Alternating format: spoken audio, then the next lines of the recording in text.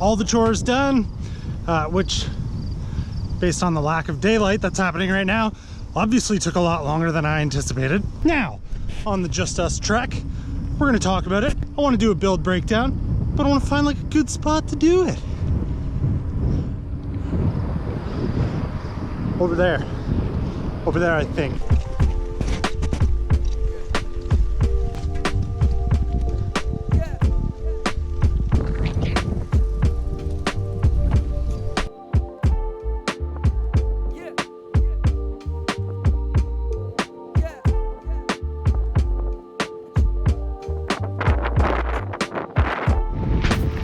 Actually, you know what?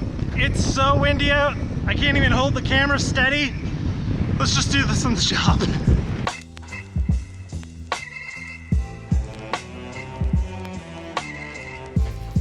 Okay, this ought to be better. We've got some controlled light. We don't have any wind. The audio should be better. Yeah, all right.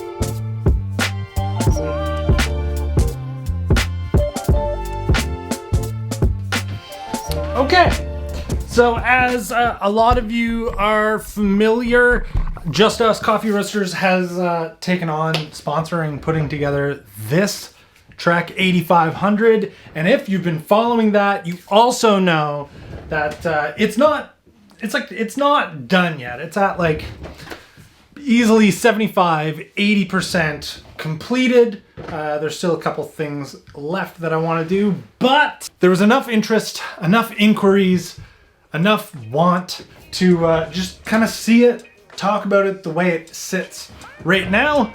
So allow me to oblige and make that happen. So this thing started out life for me on the channel. I bought it sight unseen through someone I actually used to work with. His name's Tim. Came up on Facebook Marketplace. It had a bottom bracket, a seat post, the frame, the aluminum Trek 8500 frame itself, and a very blown non-air holding Maserati. Anyway, I'd be lying if I said I knew a lot about Treks. I don't. But as far as I understand, the 8500 is like, for this year, I think this was a 92 or a 93, it puts it at like the third top end in Trek's lineup for their like cross-country bikes. If anyone wants to fact check that, because I'm not going to, I'd appreciate it in the comments below. So, knowing that I had zero interest in tinkering with the blown suspension fork that was on there, I knew I wanted to go for a somewhat suspension corrected 26-inch option that also gave the brake posts. And actually Pat, subscriber on here, Patreon supporter, sent me a text message saying, hey, would you consider a Kona Project 2 suspension corrected 26-inch fork for that Trek build? And I was like, yeah, totally. Project 2s are awesome forks. He said, cool. Cyclesmith has one in stock. Cyclesmith is a shop here. I went and bought it like 2 days later. So to make that work, because it's a 1 1/8 threadless fork, I got an FSA Orbit headset to go with it. And then the pièce de résistance, the piece that I wanted to build the bike all around, those bars right there. The blue lug bull moose bars. I made an entire video of swapping the front end of this bike from the old school stuff that was on it to the new school stuff that's on it now. And I totally, well, I'm quite smitten with the finished product. So attached on the bars, these brake levers. These brake levers are old Shimano cantilever levers. They actually came off of my friend Jeff's Rocky Mountain. So I kept those kind of to the side because I knew that something like this would probably come up, and they're working a treat. In saying that, the brakes that are on here are Tektro. Actually don't know what model name they are, but they come with their own straddle cable, and they come with their own individual cable hanger so that you can do all the tuning there. Even though I do like the predetermined ones, they're totally fine. Well well working in my experience. Also, I managed to have a cable hanger. I believe this was sent through by Les Vélos, I think. I actually do like all of the splashes of silver, but I think it would be kind of cool to have silver spacers maybe.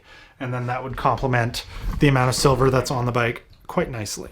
So also on the bar is the 11-speed Shimano Dior shifter that is actuating the very comically large 1x11 Shimano Dior drivetrain. So 11 through to 51 cassette, a 30-tooth narrow wide chainring, a Dior Holotech 2 style crank, no surprise there, and a shadow equipped, clutch equipped Shimano Dior 11-speed derailleur. This drivetrain is working really good, like really good. That leaves the last thing we haven't talked about besides the Poseidon seat post and Angela's old felt female specific saddle.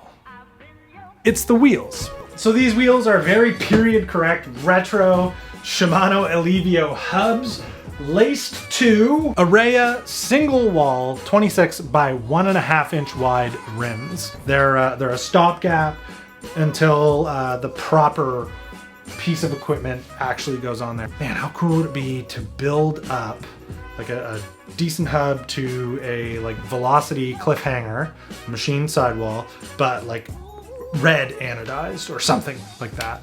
I don't know, like a pop of color to try and match with some of the color that's on the frame. I think would be cool, and then like a set of grips to match, maybe a saddle too. That's where I think I want to spend the rest of the budget, is on a really cool popping set of wheels. Get rid of these Schwalbe tires and go sponsorship correct. Go with Panaracers.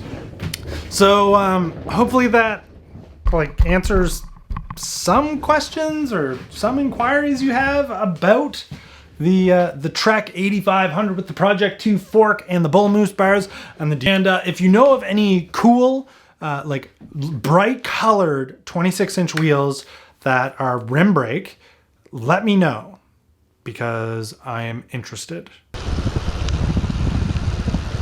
Beyond the Trek, I'm just going to a skate park right now to try these chrome slip-on shoes. They tell me they're nylon uppers, 12 times stronger than canvas. Also, there's a code in the description, 15% off their new shoes. And it's good to the end of October, so I kind of wanted to bring it up in one way or another.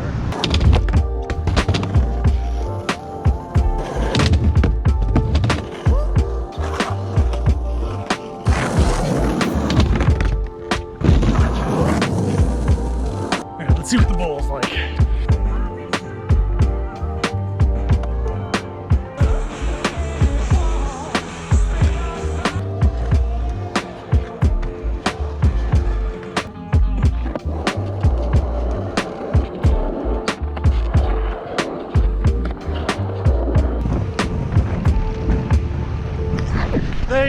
You can't see me, but they work good.